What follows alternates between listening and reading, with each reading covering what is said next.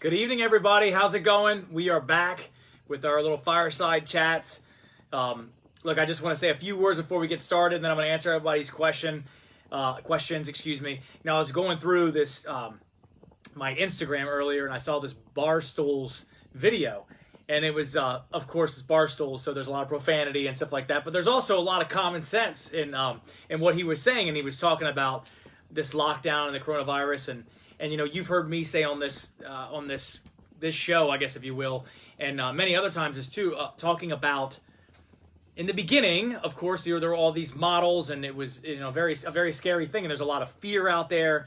And you know, in the beginning, we were talking about flattening the curve, of course, and making sure that we're all in this together, that we're all being responsible, that we're flattening the curve, that we are making sure that our hospitals are not overwhelmed, and that's happened. You know, like we, to the extent that we could as a society, we've done what we could to help flatten the curve. And the hospitals, certainly not in Virginia, and a couple parts, of course, like New York City. Now obviously they were, people went there and went to help out because they were overburdened. But in Virginia, that's not been the case. And many parts around the country, that has been the case. Now, by no means am I minimizing the danger of this virus. All I'm saying is, in the beginning, that's what our folks, the experts, the models, everything's telling us this is going to be a disaster, and many people are going to die if we don't flatten the curve, reduce the burden on the hospitals.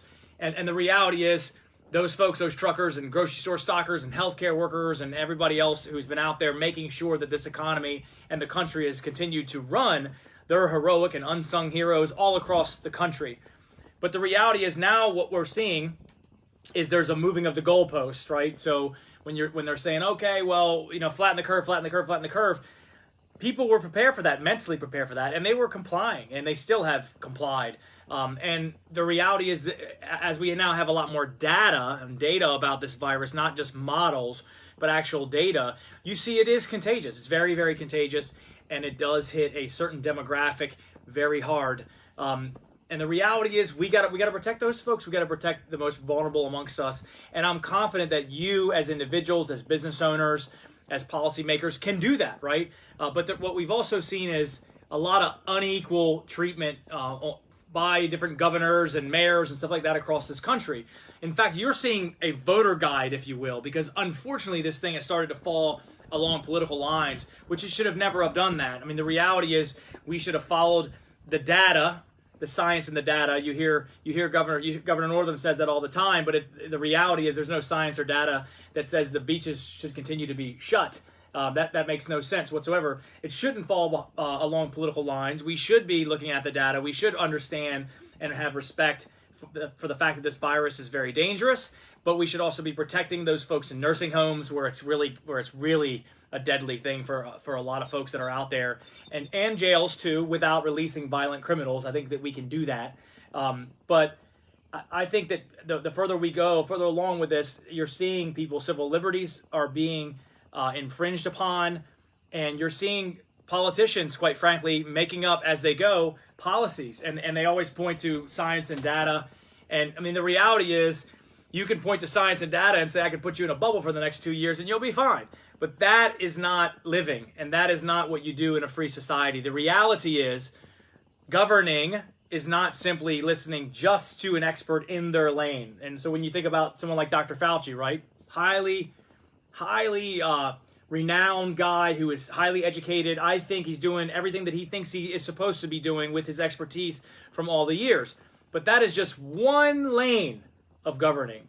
You also have to have the science, political science, economic science, everything else that makes sure that this country moves forward. And we are paralyzed, in my opinion. There are a lot of politicians like Governor Northam who sort of paralyzed by fear, and they don't want to make a move because they're afraid of risk, and that risk is they'll be responsible for it. That's crazy. We're Americans, and we're individuals, and we're a free society, and everything we do has risk in it, right? I think that we can be safe. I think that we can take care of the most vulnerable amongst us. Those folks who are the most vulnerable amongst us can take better care of themselves. You don't have to leave the house if you don't want to necessarily. You can wear a mask in public if you want to wear a mask. I just think that some of the lockdown, it is causing much more of a burden on our society than the actual virus. I think the president was right when he said that. And the thing is, there has to be room for us to ask hard questions and talk about hard things. It's not simply stay at home or you'll die. That's crazy, right? So that's it's not that. There are many things in between. I'm happy to see that some of our friends who are in the restaurant industry and other businesses are going to finally be able to start doing some work again, but it's not enough. Gyms are still closed, and the reality is, I don't think any of you, none of you, are non-essential. If you've been busting your butt for 20 years, building a business with all your blood, sweat, and tears, feeding your family, your livelihoods, your life's work, you're not non-essential. That's essential stuff to you. And no government should ever say that you're non-essential. In fact, what the government should be saying is, okay, this is the burden that you have to meet to make sure that you're safe. Business owners, restaurants, they have a vested interest to protect their customers, because then the customers won't come again. I mean, the reality is, and look, by the way, I had why not pizza tonight. I was a little bit hungry. That's why we were late a couple minutes, by the way. We weren't right on the dot at 7. Sorry, but I had to get some food. And if you can support your local small business, go ahead, support them. And that's what we've done throughout this whole thing. We've been trying to do that as much as possible. But I'm very concerned about our civil liberties. I'm concerned that even if it's well intended by the governor, and I'm not saying that his intentions are bad, that's not what I'm saying. I just think he's not leading. I don't think he's leading. I think he's waiting to see the data and is afraid to make a move. And you're seeing that across the country. And in them doing that, like governors like in Michigan, they're afraid of that as well. And they're going the opposite direction and just locking down people, not allowing you to buy seeds. I mean, garden stuff. That's insane to me. So look, when you look at our friends and look around here in this community, we all know people. Every family knows someone who has worked in the hotel industry, the restaurant business, the gym business.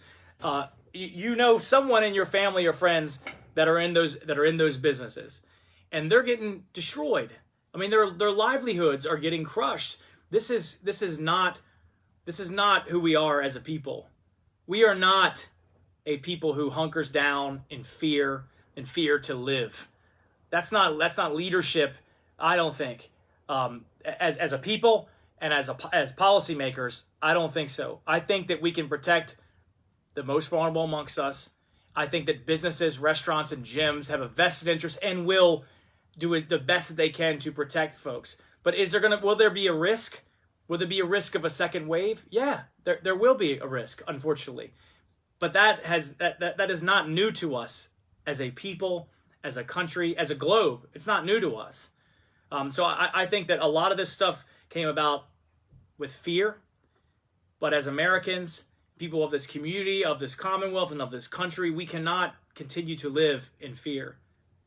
We can be responsible. We can do two things at the same time, right? But I do think that you're getting a voter guide across the country and even locally and in the Commonwealth of politicians who are doing the right thing or the wrong thing, who are saying they're basing everything off data and science, but they're not transparent on where that data and science comes from, like our government right now in the Commonwealth. And then you have other ones, like down in Florida with Governor DeSantis, who is saying, hey, there are still some stringent policies in place to protect people, for sure. And then he's also looking at opening areas that are less affected, which makes sense, right? And then also continuing to have restrictions on ones that are affected, and then pushing resources towards where they're needed. That's what we should be doing, of course. Southwest Virginia is much different than Northern Virginia. Virginia Beach is different, and while we're on Virginia Beach and the tourism economy here, which affects us all, and it's not, again, it's simple as saying, okay, Republicans want economic activity at the expense of people's lives, or vice versa. That's crazy, because the science and the data shows that if you don't have this economic activity, then you will create more death. You will create more domestic violence. You will create more suicides. There will be people who don't get elective surgeries, who don't get their cancer detected early. There will be other health issues that people have foregone because they're scared, or things have been shut down. And on the back end, it's going to be much more costly in terms of lives and treasure for us. So I am of the opinion that we need to safely get open and get the economy going again. I think that we can do both. We've done it before. The globe has done it before. Will there be risk? Yes, there will be risk. Will some people lose their lives? Unfortunately, that may happen, but it will also happen if we just stay hunkered down. In a free society, I'm confident and I'm comfortable with you as individuals that you will take care of your families, that you will take care of yourselves the best that you can, and move forward to get going again as a country. This is not living, and certainly this is not, in my opinion, the right thing to do via the Constitution for everybody, for Americans and Virginians. So I'm starting to ramble, so I'm going to go ahead and answer your questions. So go ahead. Who's got questions? Let's do it. I'm going to try to get to all your questions. I got Reagan here too. She's looking at questions. I'm looking at questions on the computer. So if you got stuff, fire away. And please don't be offended if I don't get to all your questions, because there becomes too many of them. Let's see. Let's see what we got going on here. Are we live? Am I live? Yes. I think I'm live. While we're finding these questions, we got some swag for you. We got swag for you at our store. My son's already claimed this one. I like this one, so I like that one. But anyways, Scott Taylor 2020, you can go there. You can find some stuff. Thank you guys so much for all of you who are supporting us, who have yard signs out there. While Reagan's finding the questions, I want to tell you a quick story. I was just tonight I was delivering yard signs. Just tonight. And because we got a big backlog, we're delivering hundreds of yard signs a week, which is fantastic. But sometimes people are waiting and they're like, "Hey, where's our sign?" So I was delivering a sign today, and I stopped by a yard that had two of my signs in their yard. And the gentleman was on his chair, and he gets up and he runs and he goes and gets his wife. "Oh, we want to meet you. Thanks for coming." And I sat down and had an awesome conversation with these two folks who are very supportive. And one of them, he's actually wrote a book. He's an ex-Marine, and he wrote a book on poetry. So a warrior poet. And so I'm looking forward to checking his poetry out. And his wife came out and gave us a check to support the campaign. So it was awesome being with them in their neighborhood, sitting on their chairs, just talking. And I'm super appreciative of everyone's support out there. Thank you so much. And don't forget, June 23rd is the vote. All right, do we have some questions? Yes, we do. All right, we got questions. Let's do it. All right. People are wondering, when do you think Virginia Beach City Public Schools will open? I think so. I don't have any insider information about our public schools in Virginia Beach, but I mean, I think we're closed for the year. But I am optimistic, if you will, that we will open up in the fall. Again, science and data. I don't see it in terms of I don't see any science and data that I've read that makes sense to keep schools closed in the fall, like come in the fall. Because you got to think what we're doing to kids who aren't in school, whether they're not able to get meals, whether they're not able to get the type of education that they should be getting, or if they're falling behind or not. So I'm optimistic and hopeful that schools will be open up in the fall. All right. Folks are wondering, are you concerned about the way the Democrats are rolling certain spending into some of this relief act? Yeah. Look, I think the Democrats you're getting a voter guide. You're getting a voter guide for this congressional district and the lack of leadership that's there. You're getting a voter guide for Nancy Pelosi, who Elaine Luria is with her 98% of the time. She'll vote for whatever she does. You're seeing what the Democrats have done. They held up business relief while your business was out there struggling. They held it up. And they tried to put all their policies in there. They funded the Kennedy Center. When you Americans, when they're telling you to stay home and they're calling you non-essential and not allowing you to work, and your businesses are dying because they've crushed the demand, then they delayed the aid to help you. And then they also tried to put in stuff that had nothing to do with helping you and Americans. And they did. And they forced the Kennedy Center to be funded and stuff like that. I think that stuff is insane. And so when you look at when you look at Nancy Pelosi's bill now, it's the same type of stuff. She's got all kinds of pork in there that has nothing to do with relief, or it has something to do with policies that she wants and her liberal agenda. And I just think it's wrong. And I will say, however, that bill has zero chance of becoming law. Zero chance. So you should ask yourself, if that bill has zero chance of becoming law, well, why the hell are they wasting so much time? Why are they wasting your time? Why are all the Congress people at home? Why are all Congress people at... What was that? My son slammed the door. It was the wind. Why are all Congress people at home getting salaries? Getting salaries. Not one of you should be happy with the fact that Congress is not doing their job. They're at home doing nothing, and they're creating bills, Nancy Pelosi, that are never going to be law. It's a waste of time. Anyways, sorry. I'm getting pumped up a little bit. Miss Judy is asking, she says, I want to vote in person, but I'm receiving information in the mail about mailing ballots. Sure. But let's talk about maybe the options there for voting in the primary. Okay, so 3 ways. 3 ways to vote. 3 ways. 3, not 2. 3. June 23rd, of course, is the primary election. The governor had the authority to move it to... Sorry. Aaron Spence just, the superintendent of the schools, Virginia Beach, just called my phone, so he interrupted it. Sorry. Stop, Aaron. It's a robocall. Anyways, 3 ways to vote. June 23rd is the primary. The first way, same way that you voted absentee if you have in the past before, or if you would like to vote absentee now. And that is a mail-in. It's not the same thing as what the Democrats are pushing for the mail-in. It is the same process that Virginia's had in place for a while to mail in an absentee. And to do that, you can go to the Virginia Department of Elections website, or our website, right? Is that our, yes. Or our website, and download an absentee application. And then you fill out the application, and then you send it in, and then Department of Elections sends you a ballot. You sign it, whatever you want, and then, of course, send it in. That's the first way. The second way is absentee in person. So if at your local registrar's office, in whatever locality you're in, and you can also go to Scott Taylor 2020, and we list them where you can do this. So if you are uncomfortable with mailing in a ballot, but don't want to go to the polls on the 23rd because you got to be somewhere, or you just don't want to be around that crowd, no problem. You can go to your local registrar's office now up until the 23rd and vote absentee in person. Until the 20th. Until the 20th. Sorry. Until the 20th, you can vote absentee in person. The last way, the most tried and true method, of course, is on the 23rd at your normal polling stations. You can show up and vote. So those 3 ways: absentee by the mail, absentee in person, and at your polling stations. All right.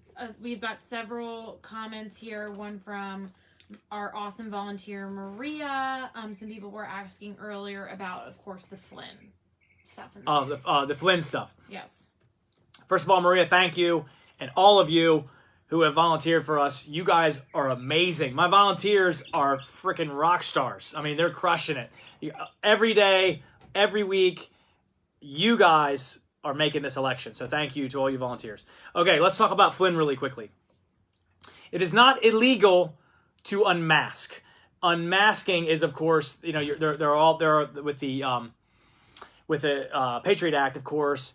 There's monitoring of cell phones and communications and stuff like that, but you're not, the intelligence community is not supposed to do it with U.S. citizens. If inadvertently a U.S. citizen is collected on, then they have to. There's a lot of protocols there, and they don't want to release that information, the names, to inadvertently release that. However, there are people who are entitled via their position to request unmasking of the names of that person. Now, typically, Reagan, can you get that battery block from Jade? Oh, sure.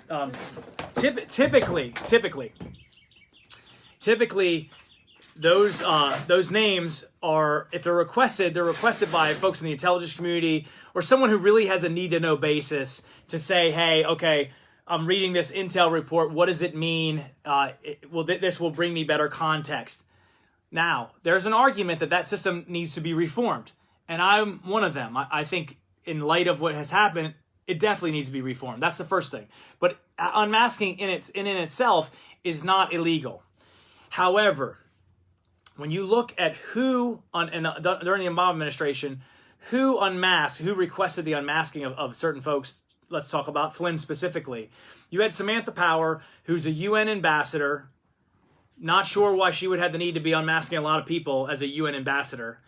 You had the ambassador of Italy. Not sure why the ambassador of Italy should be asking to do that. Perhaps, maybe if there's something that has to do with Italy. And then you had Joe Biden. So you had others too. There are others as well. Then you had Joe Biden. And here's the thing that's very nerve-wracking with this scenario and situation is the press, of course, you know, when we were in Congress, they were calling Devin Nunes crazy and they weren't giving us any attention. And I will tell you that anyone who looked at the two memos, the Nunes memo and the Schiff memo in the SCIF, in the secure classified environment, which is what I did. Not all members, by the way, not all Congress people, to include Congress people who were on TV all the time running their mouth, looked at those memos, right? It was very clear that there were big problems to me. Not as a political actor, but as handling classified information, stuff like that. Andrew McCabe, Peter Strzok, and Lisa Page. I remember reading those memos in that classified setting and thinking to myself, these people have some big problems. And I don't mean because of politics. I mean because thinking about, you know, when I was in the military and I was at a top secret clearance as well, TSSCI. So I understand how you're supposed to handle stuff or not and what you're supposed to do and the protocols and stuff like that. Those folks, they had some big problems. All right, let's get back to President Biden and why this is an issue. And I will say that it was buried in the press several years ago. They wouldn't give Republicans any time for it. Now they're still trying to make light of it, right? But there are some serious questions that haven't been asked that need to be asked, right? The first thing, because there's many things that surround this, and I think, in my opinion, I think there's going to be some shoes to fall. There's more coming, I think. But when you look at President Biden, he requested to unmask Flynn a week before he was out of office. A week before he was out of office. And the day that the Washington Post leaked Flynn's name. Now, here's what's important. While unmasking is not illegal, leaking an American citizen's name to the Washington Post is a 10-year felony. That's a big deal. I don't know who leaked it. All I'm saying is, allegedly, when Biden requested it, the same day, it went to the Washington Post. I'm not saying he leaked it. Don't know. I'm just saying that's the case. Here's the other thing. And here's a question that's not being asked by the media at all. And I think they will be forced to eventually ask this question. Why did you do it, Joe Biden? Why did you, 1 week before you're out of office as the vice president, ask for this to be unmasked? For what national security reason prompted you to do that? What national security reason? And then lastly, because what the media is trying to do is they're trying to say, oh, this is all routine. There are thousands of these things that happen all the time. That's true by intelligence folks. How many other unmasking requests did Vice President Joe Biden make during his whole time in there? Because I think that would really shed light and transparency on this issue with Joe Biden. And as a presidential candidate, everything is up for him answering questions on, right? If you remember when President Trump, when he was going through it, and as a campaign, you remember what they're asking everything. And no, so some of the media would want you to believe that somehow it's off limits to ask Biden about this unmasking because they say it's routine. That is BS. And I think you're going to see some stuff that's coming out of this that's not good. Not good at all. So I hope that answers y'all's questions. That question, sorry. Laura James has a question. Frontline healthcare employee here. Burnout is always an issue for us, but this particular time is harder than usual. Where do you stand on hazard pay for essential employees? Okay, so number one, thank you for everything that you're doing, of course. And you guys you've been given this sort of more of a burden now than anybody. And some of your friends and coworkers have been furloughed, while that's happening, which is very, very unfortunate. In terms of hazard pay, I don't know where that comes from. I don't know if that's going to be a federal hazard pay or not, but I'm not necessarily opposed to if as long as it's not abused and there is tight strings attached to that money, on who gets it, like, because let's be fair. I mean, you could be overburdened as a nurse, for example, in Centera here that's dealing with COVID patients, but you might, if you're a nurse in Wheeling, West Virginia, and there are no cases, do you get hazard pay too? That doesn't make sense to me. But there are some frontline folks out there that have gone up and above, and just like in the military, if you're on the front line and you're in in a combat zone or something, you get hazard pay. So it's not something that I would necessarily be opposed to. All right. Especially when the government's the one that are, making this worse than it was. Just like they would in the military, ordering people to go to war. Maureen asks, Scott. Somebody said you should not get hazard pay for past work. I agree with that too. I agree. It's got to be very, very tight. I'd like to see it proposed and what it says. It's got to be very tight. Okay, awesome. Maureen asks, do you know how concerned parents who concerned parents can contact regarding the influx of 5G towers popping up, especially next to schools? Interesting question. I know I haven't read all the literature, but I've seen some literature on the dangers of 5G towers, and people are very concerned, and rightfully so. I don't know off the top of my head. I just don't know the answer to that. I imagine the Energy and Commerce departments would have studies on that or something in Congress. I don't know, but if you'll send me a message on that, I'm happy to run it down and try to find out an answer for you. It's a good question, though. Interesting. Earl Sanford just asked, I see so many of your signs around. Why do you suppose many of the local GOP electeds endorse another candidate when you already seem to have this in the bag? Sure. Let me get to that one pause. I see Pamela saying something about why not Obama. I do think that Senator Lindsey Graham should subpoena Obama. I do think so. I think he should subpoena Vice President Biden and Obama, even if it's closed doors. What did he know? When did he know? What were the national security implications of trying to unmask Flynn? I think that all those things are very important for transparency for Americans. I don't care if you're a Republican. I don't care if you're a Democrat. It's pretty clear there are some problems, big problems here. And there are, at the very least, for looking at reformation of the program itself. I mean, this is, no one should be using the national security apparatus to attack their political opponent, right? So, okay. All right. So why were there some local electeds who have endorsed an opponent of mine? Because my opponent got in the race way before me. And to be fair, those folks who were friends of mine as well endorsed him before they knew I was in the congressional race. And to be fair, they didn't think I was getting in the congressional race. I get it. No problem. Like I said, here's an example. Senator Bill DeSteffe. Senator Bill DeSteffe is a good friend of mine, and we've worked really well together in the House of Delegates. And then when I was a congressman as well, and he's a senator, he's one of the most responsive politicians that I know, and he's a hard worker. But he endorsed my opponent because he didn't think I was going to be in the race. And he's also a man of his word. So some of those folks that have endorsed my opponent, I haven't even called them. And the reason why I haven't called them is because I don't want to put them in a bad position and try to bully them into supporting me as opposed to somebody else. I don't want to do that. If I understand, and if their word is good, and I respect that, and I respect them. So once after June 23rd is done, and whoever wins that, we're all going to be together anyway, and that's fine. So I hope that answers your question. But the reality is, the vast majority, if not just about all of those folks, endorsed an opponent before they knew I was even in. Right. So that's not to say that my opponent doesn't have some endorsements that I would never get. No problem. I like competition. But thank you to everybody that's got my sign up. I appreciate it. All right. We've got a question from Carrie Davis. Is it true Virginia is going to make a coronavirus vaccine mandatory for our kids? Sorry. I'm listening to her, but I'm looking at like Sherry Woods. I got in the car in the mail advising me to get a mail-in ballot. Sherry, if you're more comfortable voting in person, vote in person, 100%.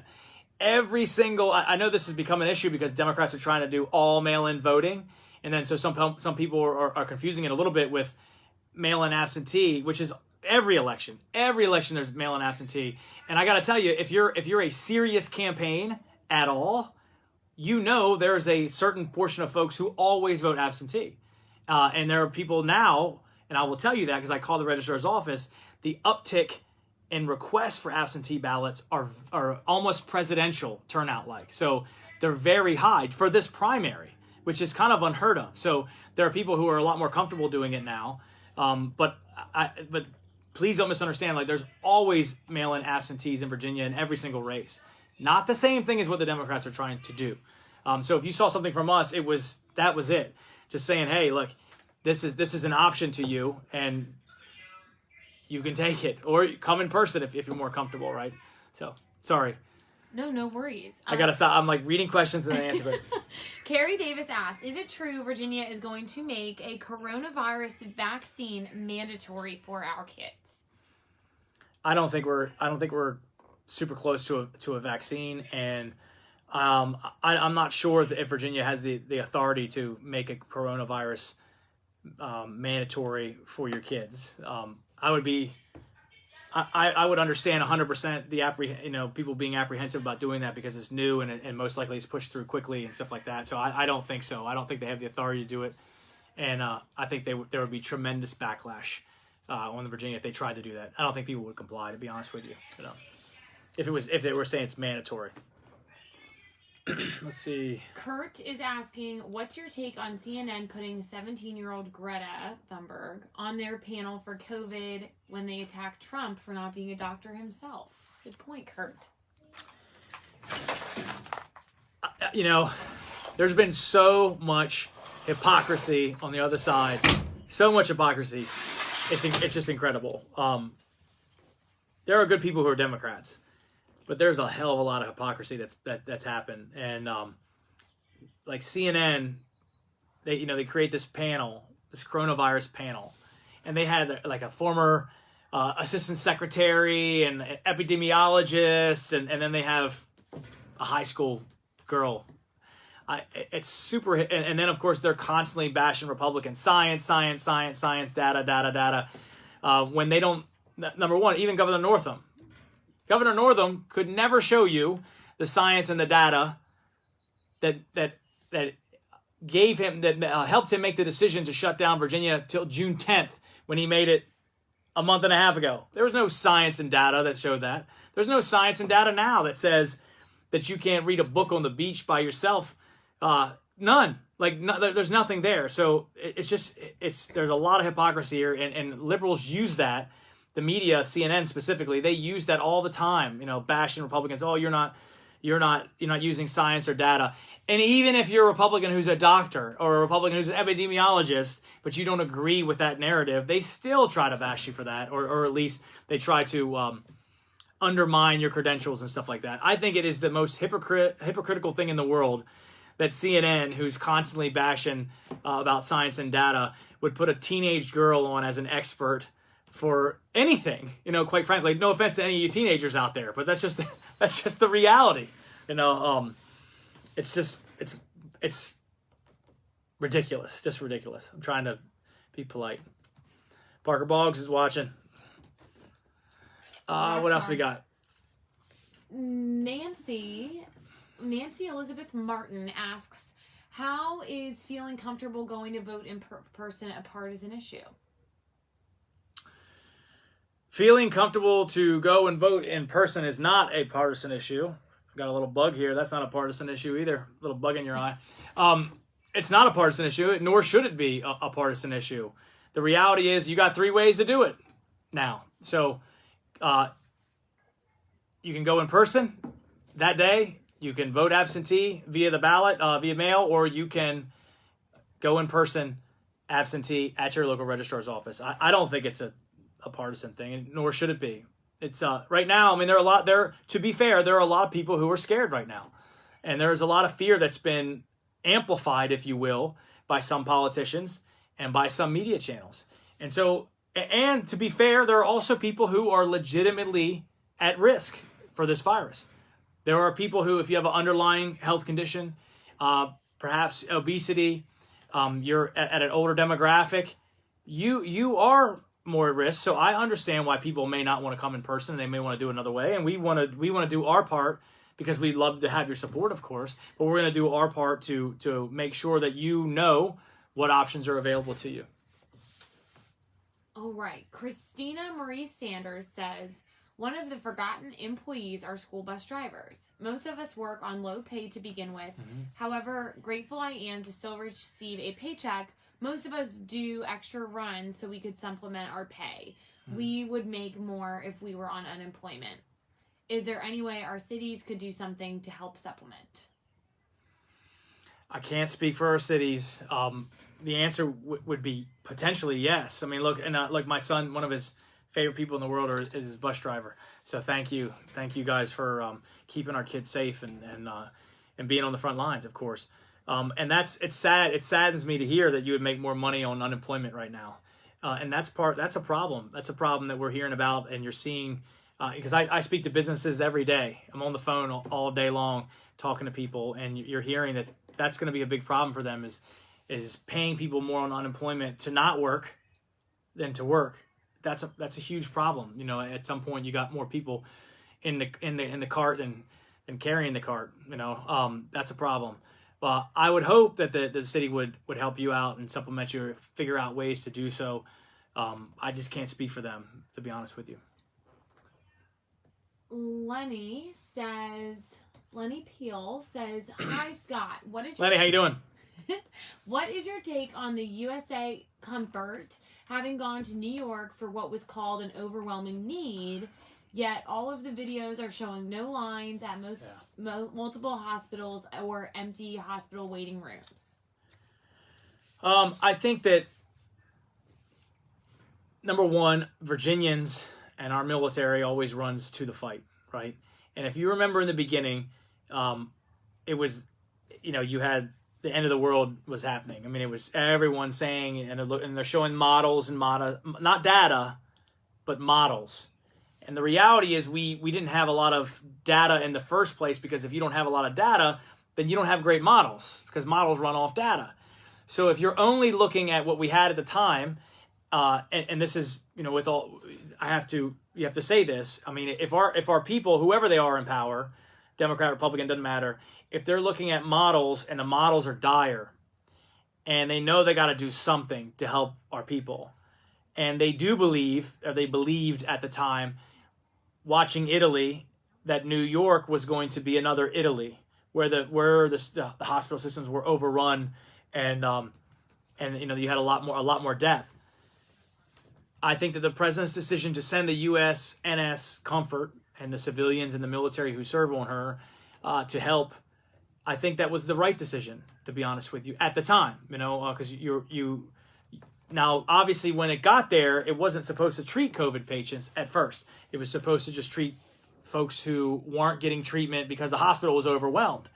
I don't think that the New York City thought that the president would turn around that fast, nor do I think that they thought that our Navy and civilians would be able to get up there that fast. But we did. The president made the decision, and our folks, they left their families, jumped on that ship, and they went up to New York to help out. And I'm glad that they did. Thankfully, they weren't needed. Thankfully.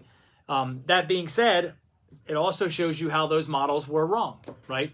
And the experts, who I still think are well intended and are doing whatever they could at the time with the information that they had, which is also, by the way, why governing doesn't just rely on one lane of experts. Way too many things go into governing. Way too many things than just one science. So I'm thankful that they weren't needed. I'm thankful that our president made a decisive decision to get them up there, and I'm thankful for our men and women who got on the ship and got there to help out. But I do think that there have been politicians and leaders who have been making decisions based on those flawed models that are, in my opinion, inappropriate and too much, and have done more harm in some circumstances than others. So I hope that answers your question. Sherry Woods says, "Scott, you had my vote from the start, and when you lost in 2018, you were very respectful. You will have my vote again." Thank you, Sherry. I really appreciate that. My mama taught me well. Thank you. Sophia Royal says, "Okay, fun question. Fun question. What do you like to do when you are not working?" Always working. No, I like to read. I like to read a lot. I do like to write, although for whatever reason I haven't been able to write lately. Kind of had some block. But I spend when I'm not working, I spend a lot of time with my son, and I'm teaching him now because school's over, right? So part of my day, every day, is teaching him and doing stuff, which has been really cool for me. But I really like to read. I love to travel, which of course is not happening right now. I like to shoot. I like to fish, stuff like that. You know, I would like to play an instrument, but I really suck. I have like zero musical talent whatsoever. But I'd love to be able to play the piano. Maybe I'll try to do that someday.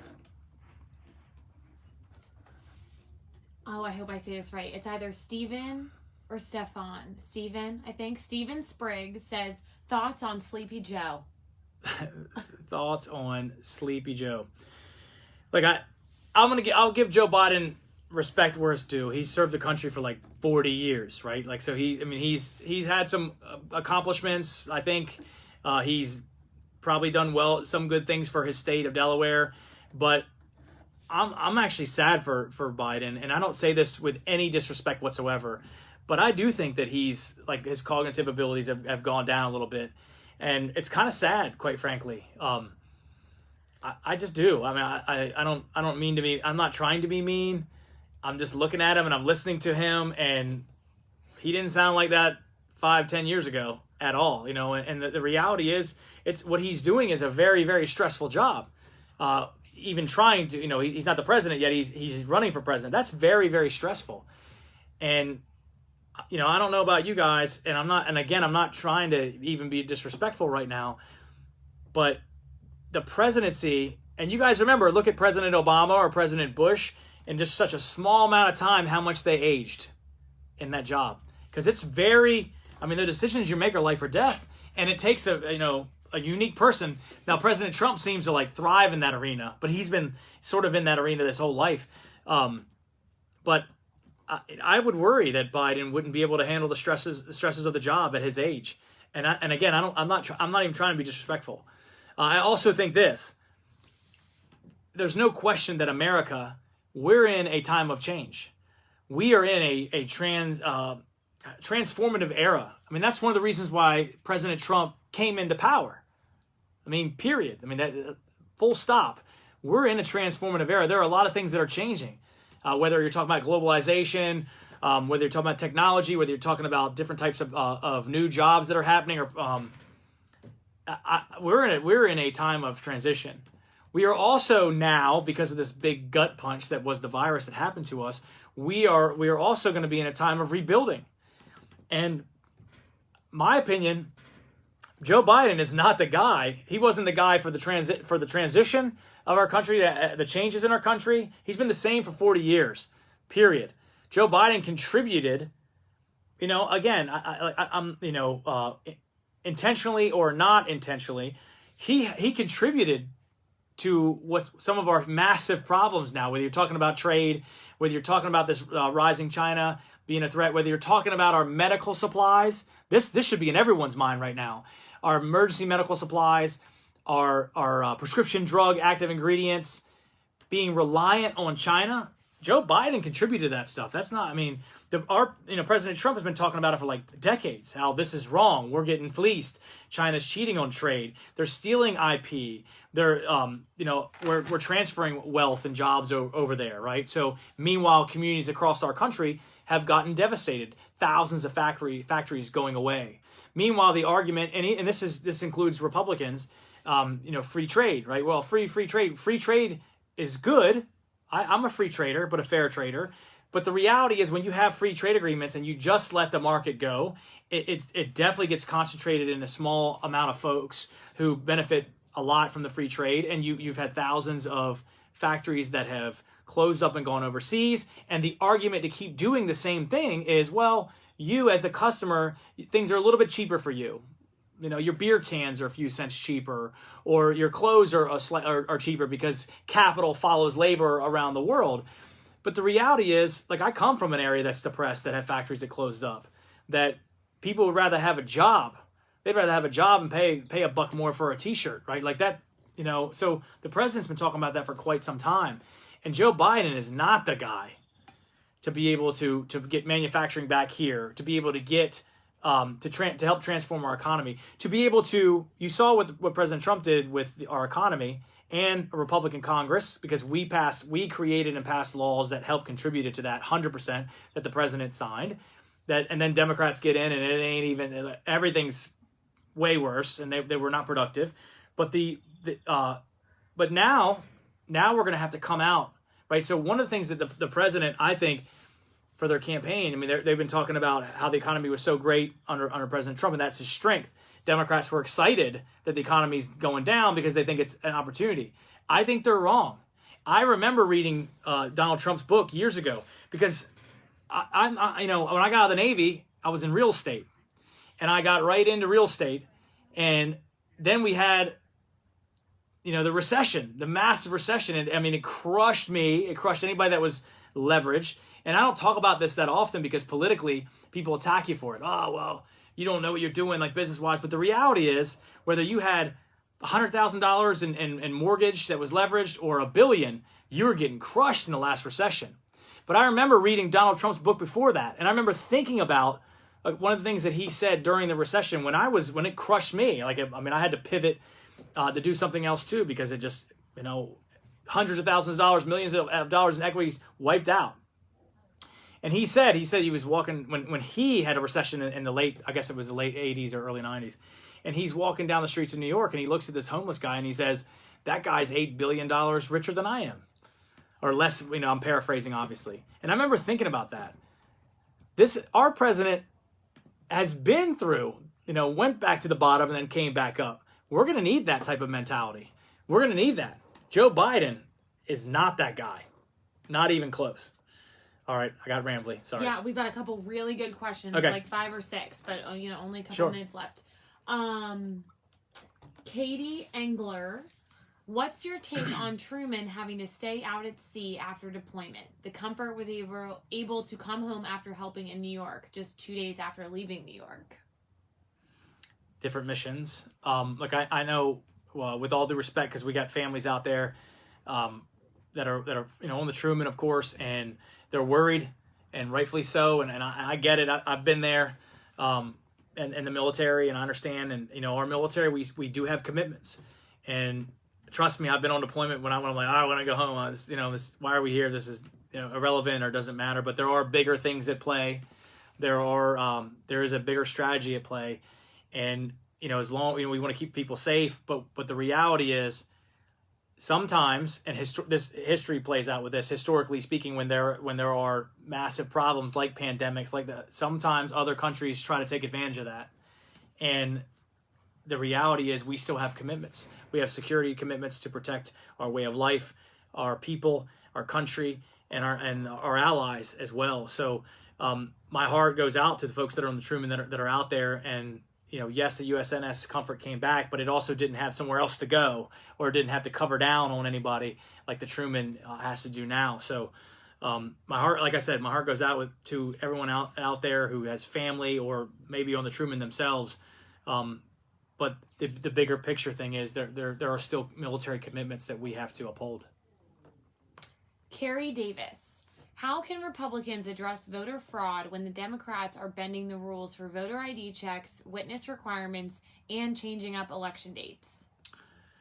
It's a good question. Elections matter. Let me start with that. Elections matter. I can't tell you how many people, several people have come up to me in the past couple of years and they were like, hey, we thought you were fine. Somebody said in the comment earlier today, oh, it looks like you got it in the bag. Don't think that way. Don't think that way. You have to vote in every election. Every election. It matters. And the reality is, Democrats have the votes to do that. And yes, it should concern every Virginian. Every one. And for the life of me, I don't understand why you would say, okay, we're not going to require your ID to make sure that you are in fact the one who's voting and you are who you say you are. And something as important as elections. And there are numerous examples of elections that have gone down to the wire to a few votes out of many, many thousands. it's incredibly important to have. I mean, you have to use an ID to do anything. Like it's incredible. The argument to me holds zero water to remove the ID requirement. Now, not only do they want to remove the ID requirement, they want to remove the signature requirement. They want to do mail-in voting in a way that allows anyone to pick up ballots from your neighbor or someone who isn't in your family and stuff like that without ID, without like that stuff is any reasonable, rational person, in my opinion, I don't know how you justify it. I just don't. I don't. I'm not even trying to be politically and like mean and like I said, I'm not even trying to do that. How do you justify not requiring confirmation that you are who you say you are voting for something? It's just. But the only way we change that is to win elections. That's the only way we change it. You may not like politics, you might not like politicians, but that is the medium that we control our destiny, period. So, June 23rd, I don't care how many Scott Taylor yard signs you see around the thing. Don't think for a second that your vote doesn't count. We need you out there. And then in November, we need you there. And the reality is, if you believe what I believe, if you hold the same values that I do, and you want this type of representation in this district and beyond in Virginia, it's not only is June important, but November's important so that we take the district back, so that we start to turn the tide, because elections happen in cycles, and they definitely momentum means something. Momentum means something. We take it. You saw what Democrats did. They were 18. They had, to be fair, they had presidential turnout. They did a great job getting people out. We did not. We had in my race, we had 30,000 more people than Scott Ridgell, the previous Congress, did in his midterm. We had 30,000 more, but they still had presidential turnout. But that momentum turned into their wins in the state house and the state senate. That's important. That's an important lesson. You have to understand that momentum means something, that every election matters, and we got to win. We got to do well in June, and then we got to take back this district, re-elect the president, and then we can, in 21, have that momentum come together, take back the governor's mansion and the House of Delegates and or the Senate.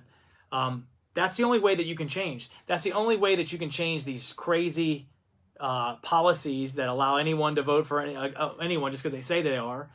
That's the only way that you're going to be able to make sure that our Second Amendment liberties are protected.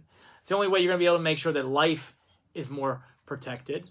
It's the only way that we're going to make sure that our businesses are not put in positions at the worst possible time that's going to cost them more money, which means that they won't be able to stay in business, which means there'll be less people who are working and have jobs.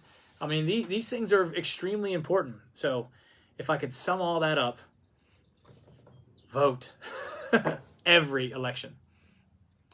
Cheryl Adams Smith, when you get elected, what do you see as the top 2 issues you can work on, and what action will you take? Okay, good question. I have a couple pieces of unfinished business that I want to do from my time in Congress. And let me say that first, and then I'll talk about more. So I'll talk about things from that, and then get a little bit broader.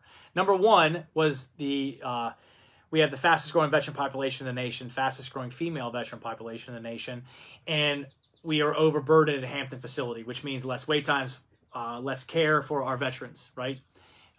There was a congressional authorized Virginia hospital down for the South Side that would serve the Eastern Shore and then the South Side and lessen the burden on Hampton.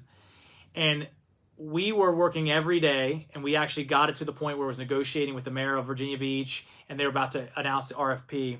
But just like every other bureaucracy, you have to be pushing every single day with congressional pressure to make them do it. When I lost, haven't heard anything about it. That's gone. That's one thing that's unfinished. I'm going to get that damn hospital built here. We're going to get that done. The Ashanti Alert Act that we got passed into law has not been implemented yet. As a refresher, you got the Amber Alert, 18 and below. You got the Senior Alert, 65 and above, but nothing for that swath of adults who may be missing or taken against their will, right? Extremely important to get attention, like the Amber Alert does. We're all sharing it, and it gets attention from law enforcement agencies to help save lives. We passed that into law, and by the way, minority women get less attention than white women.